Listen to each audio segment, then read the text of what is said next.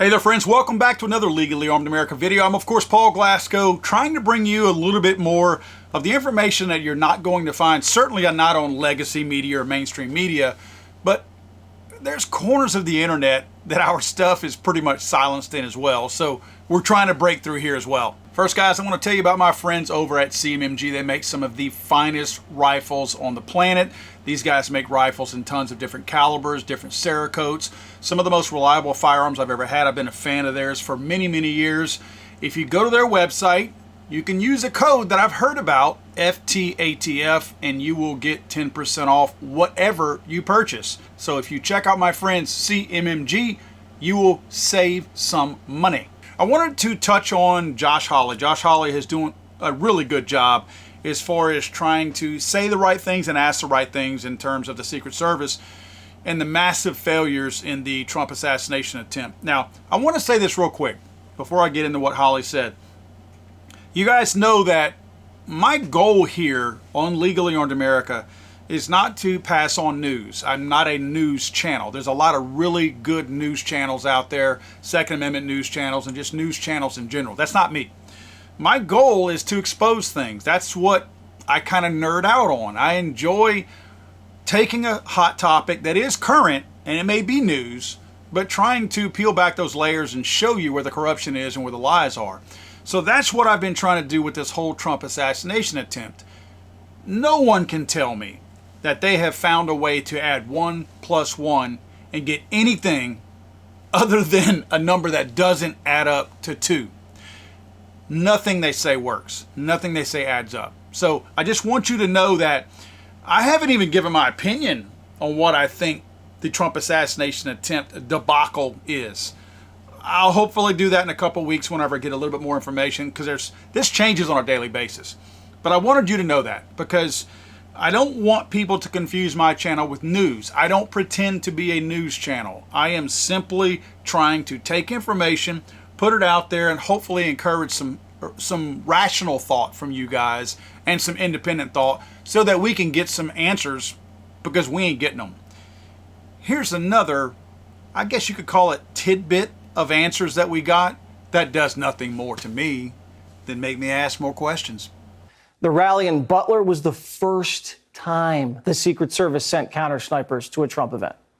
And those snipers were communicating by text message without Wi-Fi. Only the locals had radios, and according to the Washington Post, the Secret Service wasn't even in the same room as they were. They were in a completely different command center on the opposite side of the farm. Basically, the Secret Service was playing a big game of telephone while Crooks was stalking the grounds. Who signed off on this disastrous plan?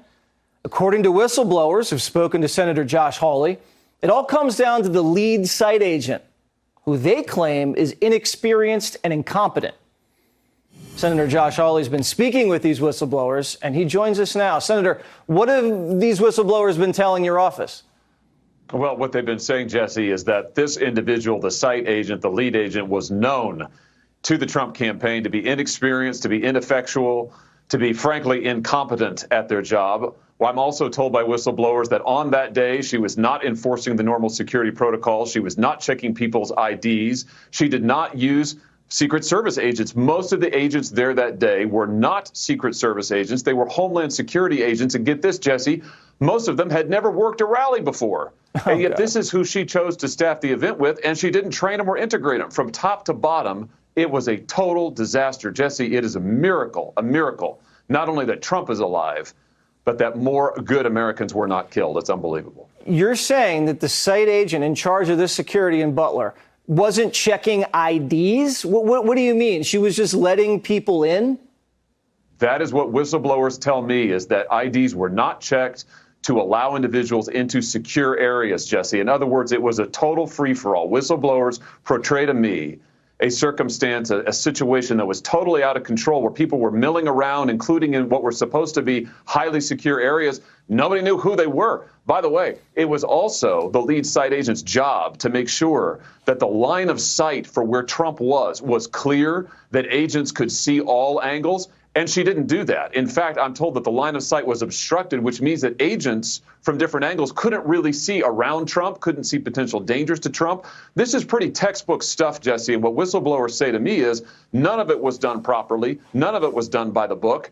And frankly, when you know all that, it's amazing more people weren't killed. This person needs to be fired, as does anybody who had leadership on that day. This person is still doing security. They're still in charge of security for political events. Why aren't they sidelined and under investigation themselves? This is exactly what the whistleblowers who are coming to me, Jesse, want to know. And in fact, we know that this individual is still doing all those things because the director confirmed it. He told me under oath that, yeah, this individual is still working events. In fact, he said still doing investigations, which raises the question, is she investigating herself? Right. I mean, this is insane. And I'll just say this, Jesse. Sure. Whistleblowers are coming forward from the Secret Service because they can't believe what leadership is doing. They cannot believe that the Secret Service is not taking action to clear out the rot, frankly. They're scared to death this is going to happen again.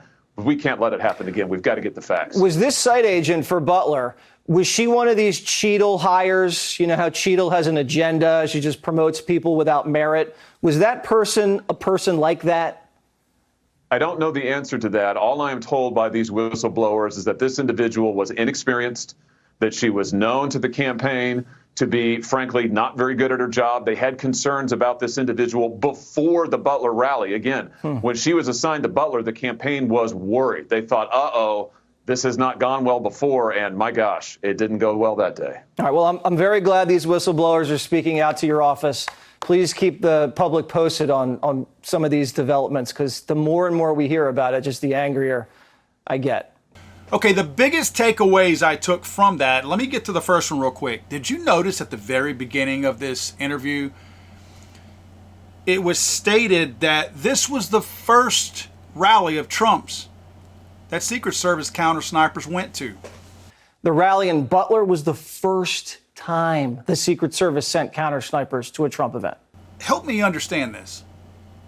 So you're telling me that you, and hear me out on this, guys, because I think you guys are probably as skeptical about this as I am at this point.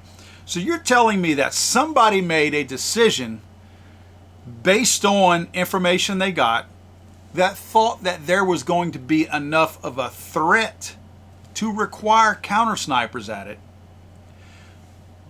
but you didn't feel like it was enough of a threat to have drones, to have a security perimeter that was outside of 140 yards?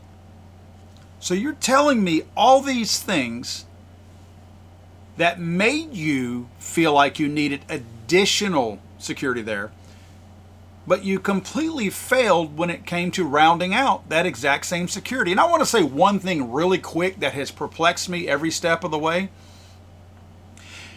If that AGR building that Crooks was supposedly on and fired supposedly the shots from, if that building was not considered a threat, then why did we have two, for sure, because we saw the pictures, counter sniper teams set up on the opposite side of the building so that they could get perfect aim right back at that AGR building? Do you follow what I'm saying? If we did not feel the need to put that building in a secure perimeter, then why were our only counter snipers that were in full view of everybody aimed right at that place if they didn't know there was something going on at that place? But the not checking of the IDs. Are you serious? You know, you can't break wind within 100 yards of one of these things without somebody questioning you and wanting to interrogate you and possibly throw you in some zip ties or some handcuffs. But they're not checking IDs for people who are going in here? Now, we've talked a little bit in the past about who reports to whom as far as Secret Service goes. We know that they fall under the umbrella of the Department of Homeland Security. There are several departments that fall under the Department of Homeland Security, but I want to show you not just who's responsible, but what their 5 mission areas are with the Department of Homeland Security, so you can understand a little bit more about what their, quote, goals are, but also where their failings are. If you look at the Department of Homeland Security, they've got tons of people that they're working with. Not only the Secret Service, they're screwing up the citizenship and immigration. Of course, that's probably what they're most known for. They do have the Coast Guard under them at this point. I don't know any scandals surrounding that. I guess you wouldn't have to dig too deep. Transportation Security Administration, whatever. Immigration and Customs, again, continue to fail there. Federal Law Enforcement Training Center, oh yeah, boy, that makes me feel really good. Federal Emergency Management Agency, well, we broke a story yesterday that showed where FEMA had given $500,000 to a tranny camp to try to encourage children to chop off their parts. So yeah, FEMA, good job on your, quote, disaster management. And of course, more custom and border garbage. So who's in charge of Department of Homeland Security? Yes, you would have guessed it, our old friend Alejandro Mayorkas. Yes, this guy is an abject failure, the biggest failure I have ever seen in my life. This guy has failed more times than condoms from a bootleg rubber plant. This guy is the fall guy in this federal government. Everything he touches turns to absolute crap. But they won't fire him because he's such a screw up and he's so stupid that they aim all the things that they want screwed up to his departments, let him screw them up, because this guy will never recover from all his own failures. So they leave him in there so that they can continue to point to him and say, that's the screw up, we're working on him. When we look at the DHS's 5 mission areas, boy, you talk about a bunch of screw ups. Number 1, prevent terrorism and enhancing security. Let's just say FBI Director Wray is not exactly the biggest fan of Mayorkas, because he is constantly coming out and saying that we are at the highest threat level ever and that terrorists are going to strike on American soil anytime now. It's just a matter of when. So massive failure on number 1. Number 2, secure and manage our borders. What do I even have to say about that? Our borders are wide ass open thanks to this idiot. Number 3, enforce and administer our immigration laws. Another complete failure. He is not enforcing our immigration laws, and he is darn sure not administering them. He is completely ignoring them. Number 4, safeguard and secure cyberspace. Really? If you consider crushing conservative voices on the internet and on YouTube, yeah, I guess you probably have succeeded there. But with the amount of, boy, I can't say many things without getting in trouble with YouTube, but with the advancement of some of the things you see on the internet that might lend itself to adults preying on, let's just call them little people, and I don't mean midgets, he's not doing a very good job there. You could put a video out on YouTube of some crazy whacked out Islamic extremist lopping the head off of somebody, and it would be on there all day long. But let me put a video out like I did yesterday, exposing the mismanagement of money into places where they are grooming, let's just call them again, small people who are not midgets. Then I get crushed, but their video continues to get seen. And last, FEMA again, ensure resilience to disasters. Yeah, again, FEMA paying $500,000 to groom these little non-midget people out there to do sickening things instead of actually dealing with natural disasters and people who need the help. Hey, Maui, I'm talking to you. Anybody in Maui have anything really good to say about FEMA? I doubt it. So it's no wonder the Secret Service is an absolute failure. It's also no wonder that they lie, they pass the buck, they will not terminate anybody, because again, when you start terminating one person, you have to clean out all the closets, because everybody knows where the, quote, bodies are buried in the Secret Service, the Department of Homeland Security, all these people. So when you rat one guy out and say, hey, I need you to take one for the team, he goes, I'm not taking one for the team. You take one for the team. Because they all know the dirt on one another, so you can't terminate one without everybody else getting sucked into it, because then you're going to expose, guess what, your next whistleblower. Cheadle, the only reason why Cheadle left and resigned, if you want to call it that, the Secret Service, is simply because she was convinced to. She was told, we're catching too much heat, so you need to bow out, and guess what, we will take care of you. Has anybody heard from her? You know why you haven't heard from her? She was defiant about not wanting to leave. You know why you haven't heard from her? Because she's taken care of. She's going to be just fine. She took one for the team, and she is going to be set up. Her parachute is not golden, it's diamond. She is very well taken care of. I don't need to see the receipts. I know she is.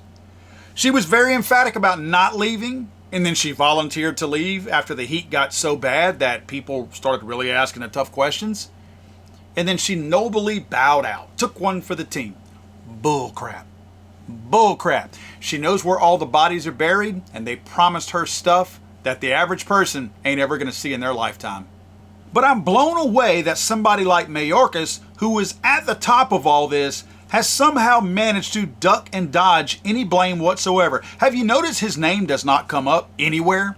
You notice how organizations tend to mimic their leaders, if you want to call them leaders, and I'm using that term very loosely. Every organization that we talked about here under DHS operates just like Mayorkas. They screw up. It's okay to screw up. It might be encouraged to screw up. And they're told, your job is safe. Nothing will happen to you. Rick Rowe, Cheadle, again, she left on her own. Big time diamond parachute there. Rowe, he's not worried about his job.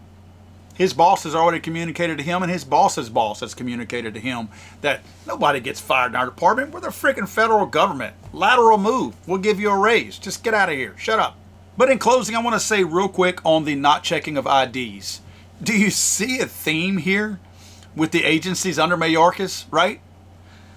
Mayorkas is at the border with it wide open.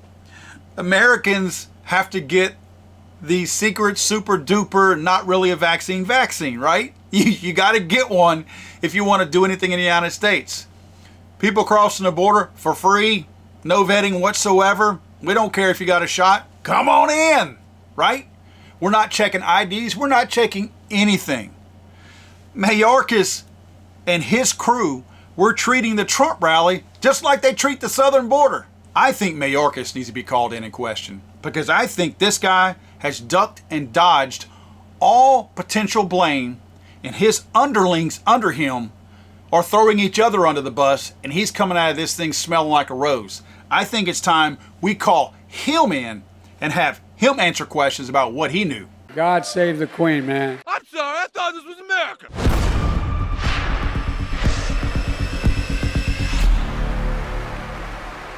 He's over.